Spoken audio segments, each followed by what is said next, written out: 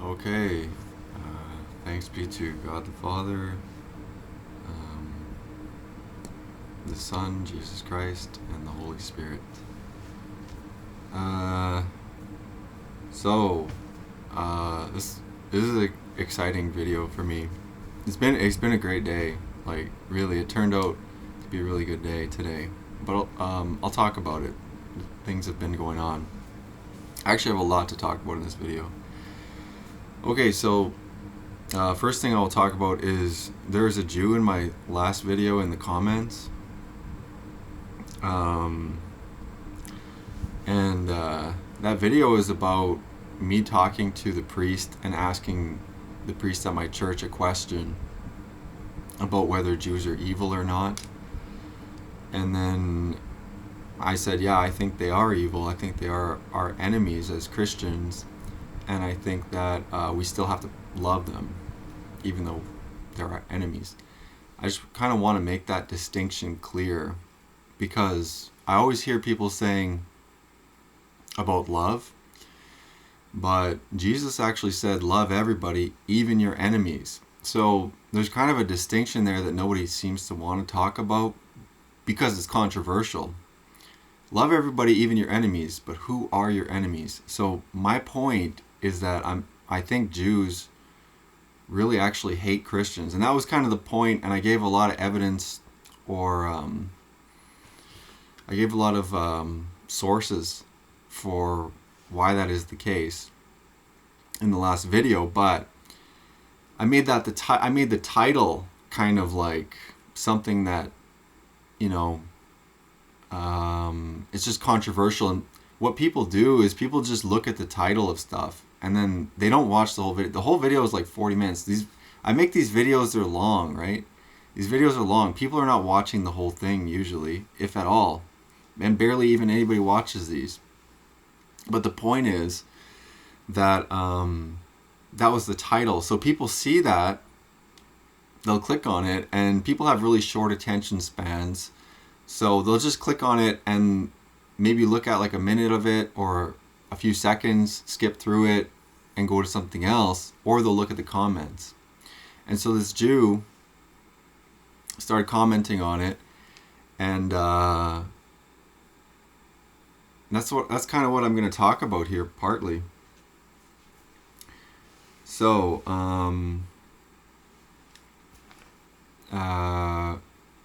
basically, this Jew was saying that it's ridiculous, or saying it's a weird question, and then I gave evidence for why it's not a weird question according to the New Testament. And the Jew said, at first they didn't even say they were Jewish, right? It was just random. And so, and it was kind of like from an anonymous account as well. Although I did check the account, and I saw in the playlist that they had like videos in Hebrew that they saved. So that kind of tipped me off. I was like, yeah, okay, so this is probably somebody who's Jewish. And typically that's who will go around online. And this is actually because it's like a battle, really. It's a battle for narrative control online and basically in the idea space in people's heads. And the thing is that it's like if people can go through and cast enough doubt in what people think, people just kind of say screw it, and then they go watch something else, right? And they don't pay attention to all the things that are going on that are really affecting them.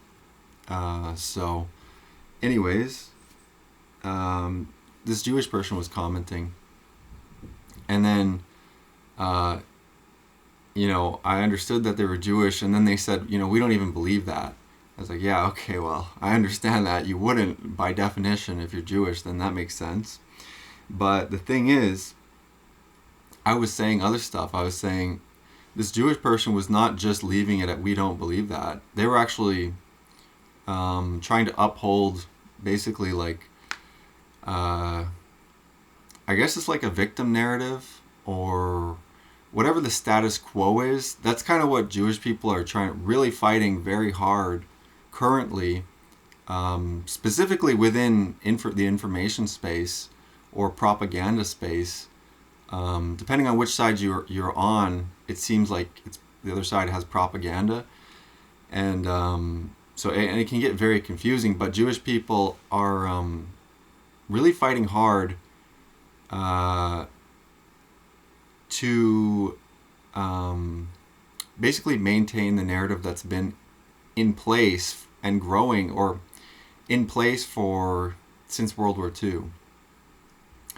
And that narrative has been really strong with baby boomers, with a lot of Gen X, a lot of millennials. I'm a millennial myself. I always knew there was something up, but with Gen Z, the younger generation, most of them are over it. And that's kind of like what's going on. So this Jewish person, they were threatening or they said they reported my video. They said I was, they said it was like hate speech. And I maintain my position, which is, and this is my genuine position, I believe that as Christians, we have to love everybody because that's what Jesus did. That's what he taught us. And he told us to keep his commandments. And so I think that's what it really means to be a Christian, is to follow Jesus and his teachings.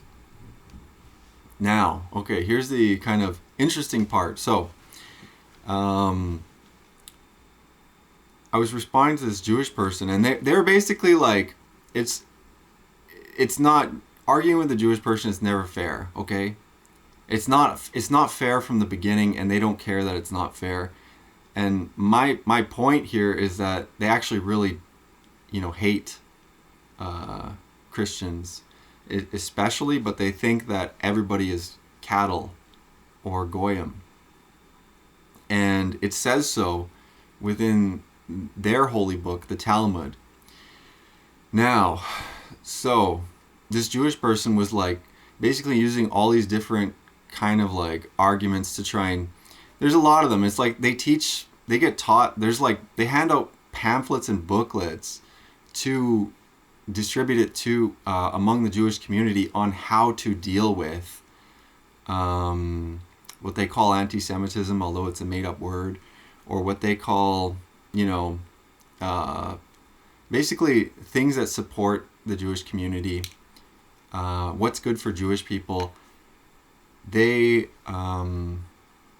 disseminate how to talk to other people to promote that, which actually honestly makes sense. And it's like, well, why don't white people do that? White people call themselves pieces of shit, and they say that, oh, it's fine that white people are going extinct. Meanwhile, Jewish people, want to be proudly Jewish. So that's kind of the weird thing that's going on right now. Every other race, it's like they are proudly their own race, whereas as white people or Europeans, it's like attacked, almost like from white people themselves are attacking themselves at this point. So that's not good at all. But anyways, the point I was trying to make is that so this Jewish person was like not arguing fairly at all. And then I said, they said that I was like theologically hateful of Jewish people. And I maintain that I'm not, because I don't believe that. And then I said that it's actually Jewish people that hate Christians, because this Jewish person, they were responding and they were saying they don't type Christians, they type Xtians. So they spell it Xtians instead of Christians. Like, you have to spell the word Christ, Christians,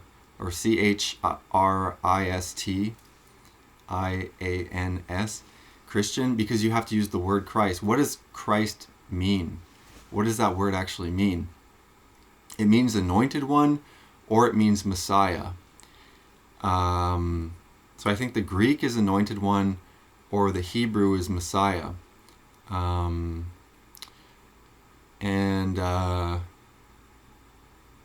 they don't want to say that. Jewish people don't even want to say that. So they'd rather use like Extian. So I thought that was, that showed like this Jewish person doesn't even want to spell the name Christ.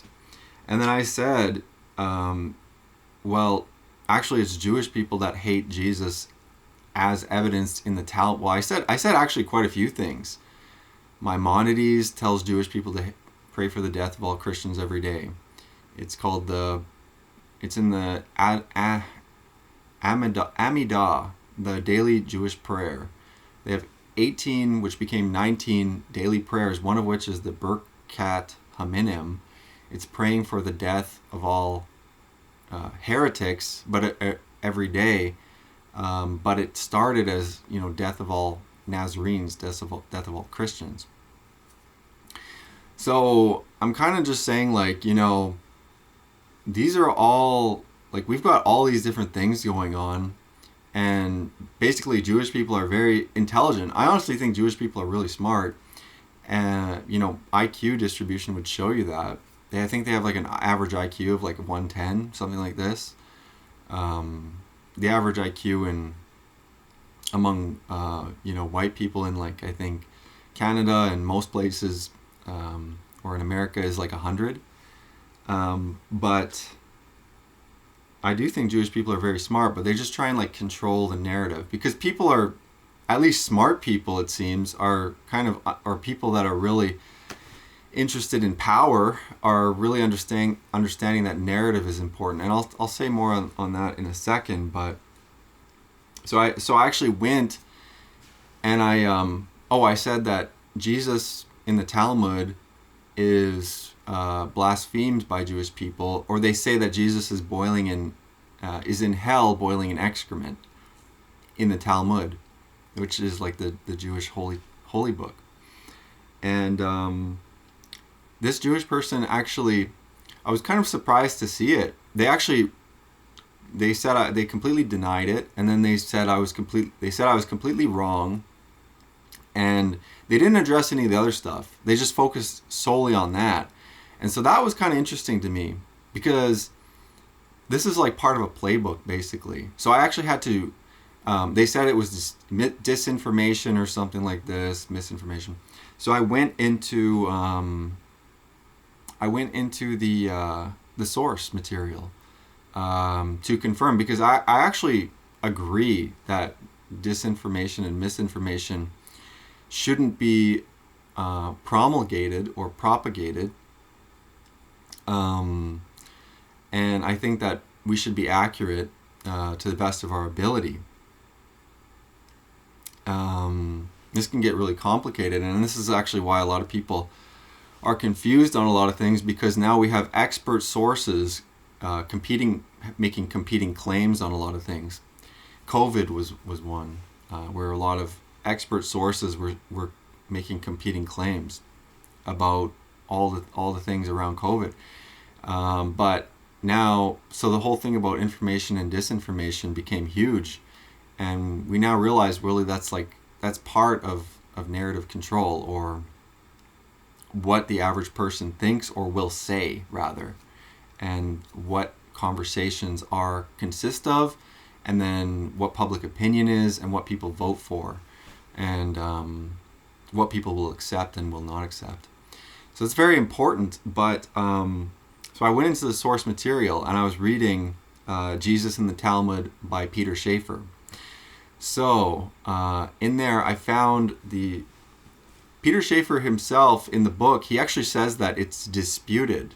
And this is where it gets really complicated, that different Talmudic texts, they don't all say the same thing.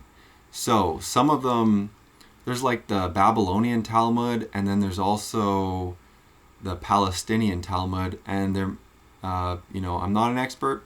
So what I found, though, was within the Talmud, from Sefaria.org in Gittin 57a, within the Talmud. So it says here, Onkelos said to him, "What is the punishment of that man?" A euphemism for Jesus himself. Oh wait, let's back up here. Okay, so here's the important part. Okay, it says, Onkelos then went and raised Jesus the Nazarene from the grave through necromancy.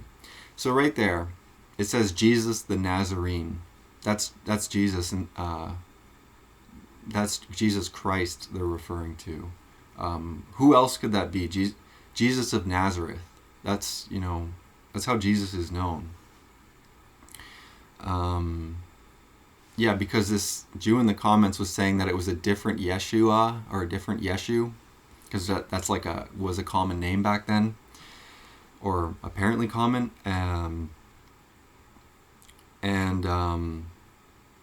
So it says, Onkelos then went and raised Jesus the Nazarene from the grave through necromancy. Onkelos said to him, "Who is most important in that world where you are now?" Jesus said to him, "The Jewish people." Onkelos asked him, "Should I then attach myself to them in this world?" Jesus said to him, "Their welfare you shall seek, their misfortune you shall not seek, for anyone who touches them is regarded as if he were touching the apple of his eye." Onkelos said to him, "What is the punishment of that man?" A euphemism for Jesus himself in the next world. Jesus said to him, "He is punished with boiling excrement. As the Master said, anyone who mocks the words of the sages will be sentenced to boiling excrement. And this was his sin, as he mocked the words of the sages." The Gemara comments, "Come and see the difference between the sinners of Israel and the prophets of the nations of the world, as Balaam, who was a prophet, wished Israel harm, whereas Jesus the Nazarene, who was a Jewish sinner, sought their well-being." Okay, so it's actually very interesting. I'm kind of thankful for this Jewish person, just because it's sharpening my my understanding, really. And the thing is that, like I said, it's really not this argument between us, and I don't think people should really argue with Jews, because I think this is well known. It's they don't really fight fair, within an argument, and they're very litigious. But the point is that the argument is not really between us. I don't really think I'm going to be changing this person's mind, to be honest. I think their mind is probably made up. There's a chance with God anything is possible, but the argument and these types of argument are actually for the observers. What a lot of people do is they go and they read through comment threads. They go on Reddit. It's very few people actually post. There's a ton of people that observe. So it will have an effect on somebody's understanding, and that's why this Jewish person is so fervently defending this. And I told them, they said, "I reported your video." I said, "Okay, go report all the other videos by the Hodge twins, who just had David Duke on. Go report the Nick Fuentes interviews. Go report all the other videos talking about Jewish power and influence." The thing is that it's about censorship now, and it's about public opinion. It's probably been about that for a long time, but it really is about public opinion. So but yeah, I'm thankful for this Jewish person. Thanks be to God for everything, really. And I also love this Jewish person, even though it's not easy, I wouldn't say I like them as a friend or something, but we have to love even our enemies. So, and that's a huge distinction. I just have to point that out, because Jewish people, they don't love us; they actually hate us. Netanyahu said that the war in Gaza with the Palestinians is like a war with Amalek. Jews believe in an eye for an eye, a tooth for a tooth. They believe that they want to kill all of their enemies, and they think that other people are like cattle or like goyim. It says this in their holy books. So anyways, that's a huge distinction. But yeah, anyway, Um, so, yeah, I just wanted to make clear that that claim about Jesus boiling in excrement, at least within Jesus in the Talmud by Peter Schaeffer, it is a disputed claim actually, but most of the disputation comes from the Jewish community or the Jewish supporting community like Christian Zionism or something. And if you go to the source text, at least for some of the Talmudic source text, it does say Jesus the Nazarene. So it identifies him, and then it identifies his punishment, that he's boiling in excrement in hell. And actually, the book by Peter Schaeffer is very interesting. Like he's Jesus is not the only one. There was also Titus and Balaam. And I'm learning like a ton of stuff. Like Titus was, I think, the one who destroyed the temple in 70 AD, although I'm not 100% sure on that. But yeah, I think he was. And then, so Jewish people hate him, and then because that was their holy temple. And then Balaam, he's earlier in the Old Testament or the Torah. I think he was a Moabite, and he was asked by enemies of Israel to curse Israel, but he wouldn't do it. He would only bless Israel. Well, he still went to hell according to the Talmud, and yeah. So and they had different punishments, but anyway, it's very interesting. Okay, so here's another thing. And man, this just like made things make a lot of sense when I saw this. And this is I'm just going to say this is like, I got to be careful with this topic, because this is real, but it is also evil. Okay, so, it's Le Mifreya, and this is evil Jewish or Kabbalistic or Jewish mysticism spell magic. And I'll give an example. One thing that they do within casting these kind of spells, and when I say spells, I'm just talking about like words and sentences, but more broadly than that, it's also narratives. And this is like very interesting, and I kind of understood all of this stuff in a certain way because we're seeing the effects of it in society. But here's kind of like one of the source, close to source things that Jewish people do, at least the ones who practice this, in order to shift narratives or counter narratives. But basically, like it's a spell. So Jesus, we believe, is he's Partheno. He was born of parthenogenesis, which just means virgin birth. There was no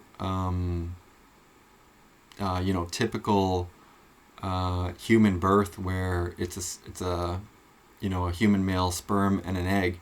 It's like that that egg was fertilized by the Holy Spirit. I believe it was it the angel Gabriel? I'm not 100% sure, but we believe that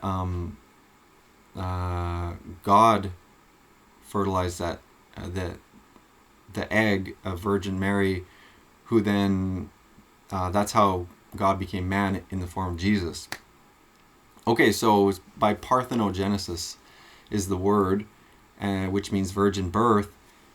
Now, in the Talmud, it says that Jesus' father, so they counter the whole narrative. And it's like, the whole thing is like about this, like the whole Jesus in the Talmud, it's like describing how they do this in many ways, but they counter that narrative by saying that instead of parthenogenesis, they say that Jesus' father was a Roman soldier named Pantera, or Pandera, in a few different spellings. But they actually like reverse some of the words. Instead of Partheno, it's Panthera. So they shifted around within the words, and then they said that this Roman soldier raped Mary, something like this, and yeah, it's evil stuff, but that is legitimately something that Jewish people do, and it's like a magic thing. So, and if you don't believe me and you don't think any of this stuff is real, I heard this before. It said that, you might say magic is not real, I don't believe in it, but it's like the effects of magic are real. So if you don't believe in it but somebody else does, and then they act differently, those effects are still real. And I also think that people really underestimate the power of God in a lot of ways, and I think I did this a lot too. But it's like we really don't know a lot of what's going on, and like we try and control things, but things in the world are happening and are changing, and stuff does occur, and we might try and bubble ourselves in, but we do have a connection with the outside world. And so yeah, so even if you don't believe in magic, the effects of it are still real, especially among people who do believe in it. Personally, like I said, like I'm a Christian, and once you start believing in, like, if you believe in God, then you also believe in the devil, and all of that other stuff is real too. So I'm just careful about that stuff when I talk about it, because it is actually real, but it is evil. And yeah, anyway, so I do have more to say, actually. Okay, so I feel like I've re-entered the arena in a small way. So by the arena, I mean just like the real world, like, of controversy and holding a controversial opinion, or just speaking what you really think. And I think in a small way, and examples is just like, be like at church, just by asking a controversial question to the priest, and by kind of like holding my ground. You know what I mean? I believe that's really the arena. And what happens is that people observe and people watch, because that's kind of like what life is like, really. Most people are just spectating. Most people are just spectators. They're observers. They don't participate as much. You actually have to like ask them to, and then coax them into participating a lot of the time. And other than that, they're kind of like on rails, or on like on a fixed path, in a sense. And a lot of that fixed path is about not being controversial and not incurring any kind of risk. Something like this, you know what I mean? But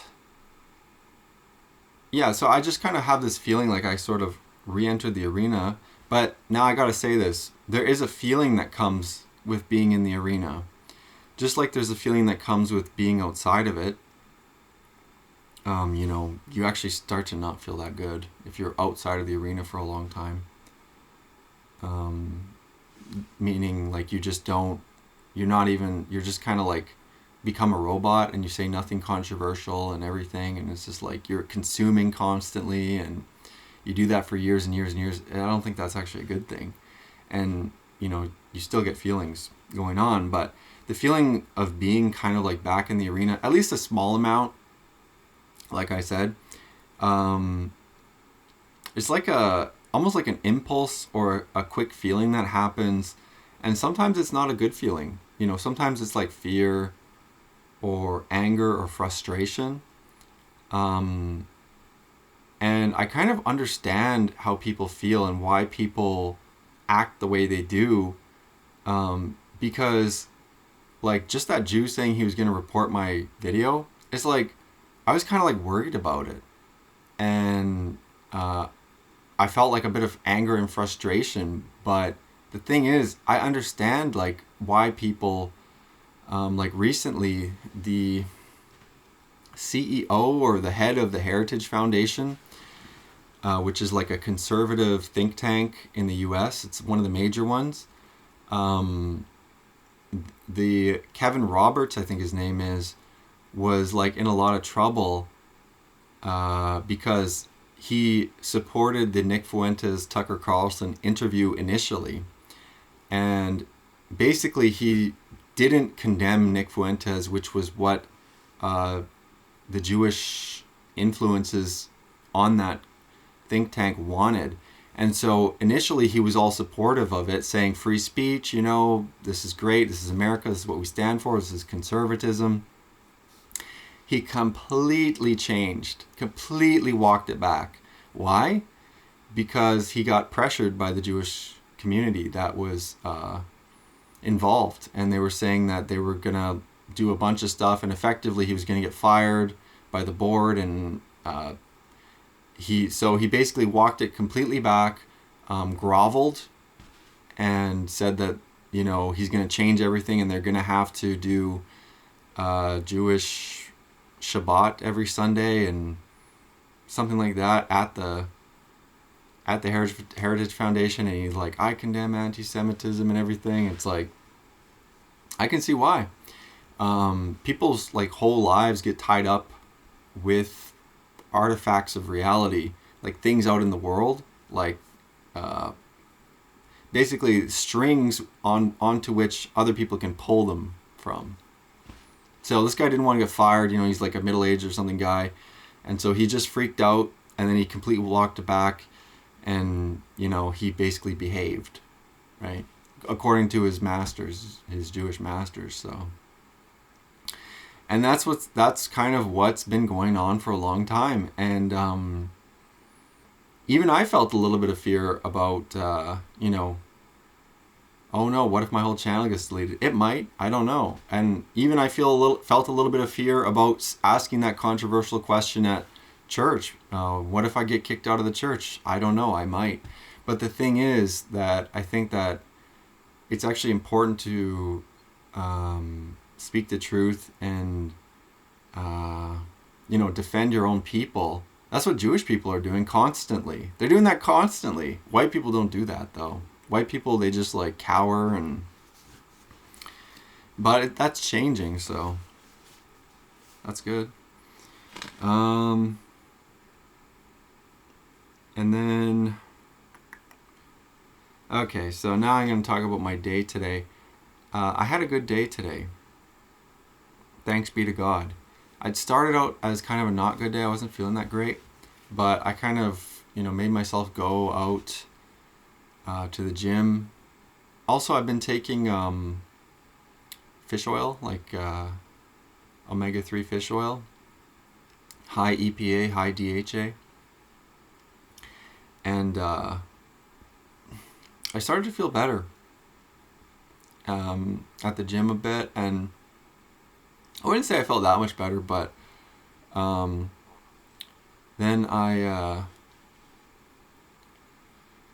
I went to the library, and I was trying to read the Bible, but it was hard because there was like a lot of noise in there. One of the ceiling fans was like making a noise every time it turned revolved, and then the guy behind me, I went to a different room, and he was like, I don't know if he was drunk or on some sort of drugs, but he was making like weird noises, like gurgling noises and stuff, and like heavy breathing, almost like snoring. And So I didn't really get to read too much of the Bible, but then after that I went to the fried chicken place that I liked, Korean fried chicken place close by, and the guy who works there is really nice. He's like a Korean guy, he's a younger guy, probably somewhere in his 20s, and we've been kind of talking a little bit whenever I go there, and he's a very nice guy. And then he was kind of asking me about how I'm doing or what's going on, and because I told him I've been trying to write this book at the library, and then I told him, yeah, I finished my book, I'm happy about it, and he was asking about what my book's about, and it's like, he's like one of the first people to ask, you know. It's mainly guys will ask, which I appreciate, and or actually I think they kind of get it more, but I was telling him what it's about, and I told him it's also about God. And then so he was saying about God, or asking about God. I told him, like, I'm a Christian, and he was saying that the people he works for are Christians, and that there's like Christian art in the building, and that he went to one of the churches with the guy, but he said he's like, I don't know, like, about all the things. He said his parents are Buddhist, and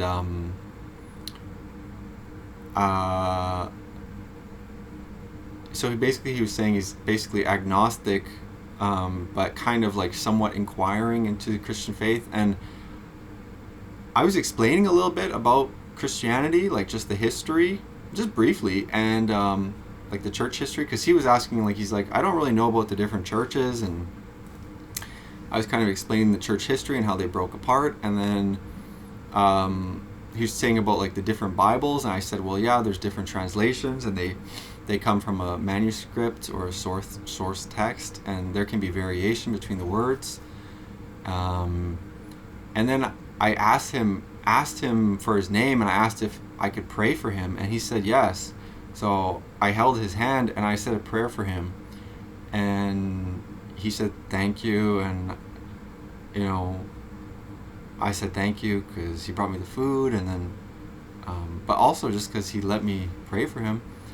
And I just pray for that guy, like I prayed that the Holy Spirit would come to him, and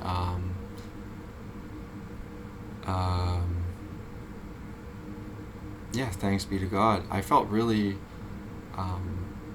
like it's like a huge thing, because I didn't feel like very scared. I didn't feel like very bad or anything. I kind of was thinking, like, I was afterward, I was like, what could I have said differently? But I just feel like I'm so thankful I got to actually pray for somebody, you know, like out in the world. You know what I mean? Like, this is like kind of a stranger, although I sort of knew him. I didn't actually really know his name until today, but I actually prayed for somebody in the world. So I'm just so thankful to God, because that's like the Holy Spirit spreading really through me. So thanks be to God, you know.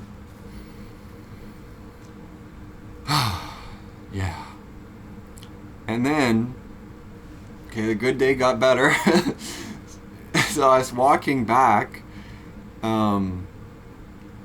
to my house after that, and I walked through this like park, and in this park there's a pull-up bar. They put up like kind of like a outside fitness thing. It has a pull-up bar. So it's all snowing outside. I'm wearing my jacket, I'm wearing my backpack, or it's all snowy outside, and I was like, whatever, I'll just go up. And then I went to the pull-up bar, and I was doing like pull-ups, and I think I did like around 6 or 7 maybe, and then somebody from behind said, do one more. And so I was like, put my arms back up, and I did like 2 more, and I turned around, it was a fire truck. And it was all like firemen in there, and they were like honking and like applauding, encouraging me, and like I just like give it thumbs up. It's like, dude, that felt pretty good. Like, that was just a nice thing. Like, that was nice. Stuff like that does not happen to me in my life.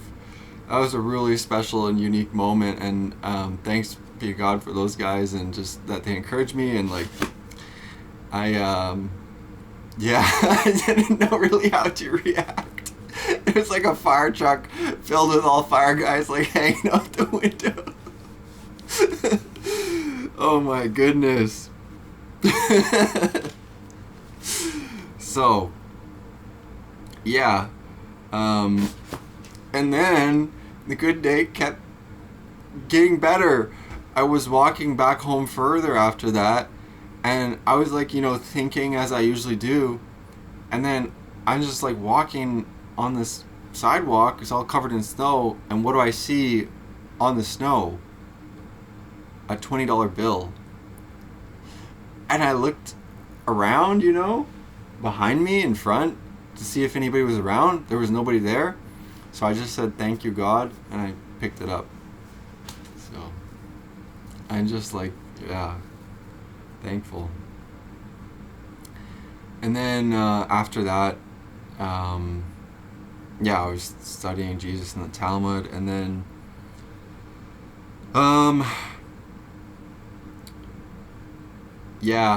yesterday, actually this morning, I didn't feel that good, and I think it was because I think it probably was very related. My old bad sinful habit, and I'm embarrassed about it, but I masturbated last night. I watched pornography, and it's really a terrible habit, very sinful, and I always ask for forgiveness, but I don't want to like keep doing it, you know what I mean? But that was after that stressful date yesterday, so it's kind of related, when I feel very stressed out, especially attachment wise, that's like a comforting thing, and it's not a good thing, obviously, but yeah, so I felt bad about that, and this morning I was kind of feeling bad, but I made sure to just get back on my routine as fast as I could. Actually, today I was thinking I was just going to do nothing all day.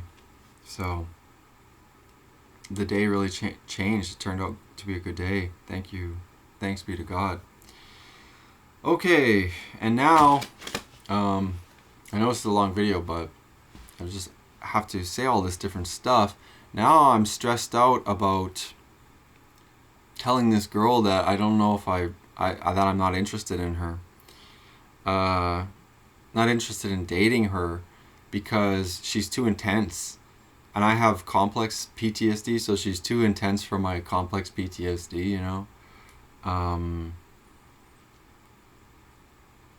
and that's like a hard thing to do, like, because I know it's gonna upset her, but I'm thinking about it. I've thought about it. I'm like, yeah, I don't know. It's just gonna be very hard if I try to somehow like stick it out or something. I don't know. I'm still confused about the situation. So, but also at the same time, I don't want to lead her on as well.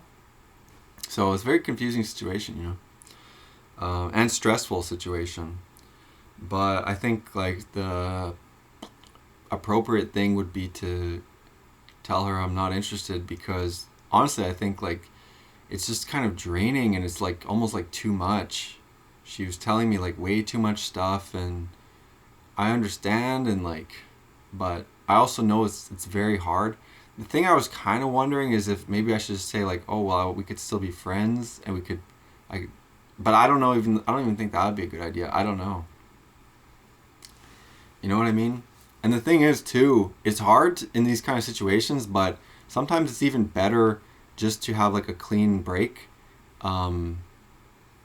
Although it's hard to tell when that kind of situation arises, but the reason I say that is because then maybe, she can meet somebody that is good for her, or I can meet somebody, and it's like if you close a door, then a window could open. I don't know if that's, I'm still trying to figure it out. I got to pray on it.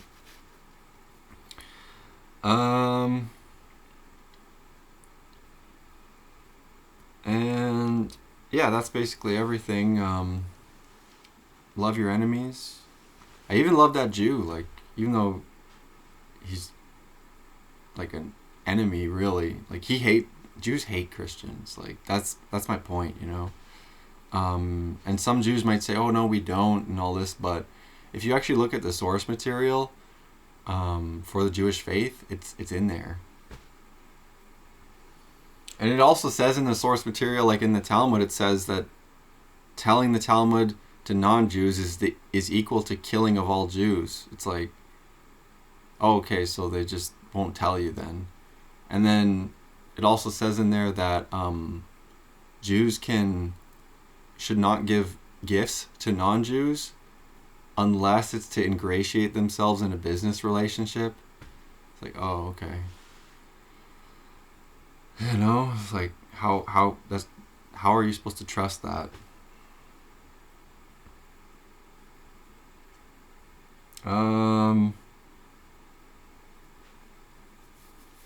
Okay, so I think that's about it.